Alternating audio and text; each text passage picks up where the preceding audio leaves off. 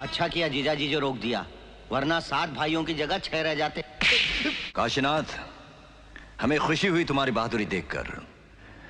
तुम्हें भी बहुत खुशी होगी ये जानकर कि आज के बाद तुम मेरे गिरोह में काम करोगे। ये मजदूर का हाथ है कातिया, लोहा पिघलाकर उसका आकार बदल देता है।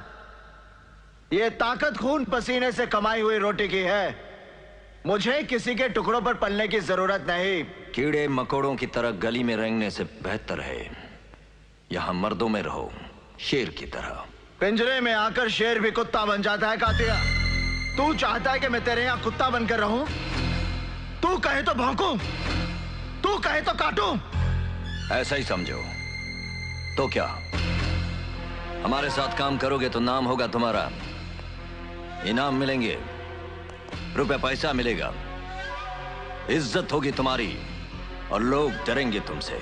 डराकर लोगों को वो जीता है जिसकी हड्डियों में पानी भरा होता है। मर्द बनने का इतना शौक है तो कुत्तों का सहारा लेना छोड़ दे कातिया।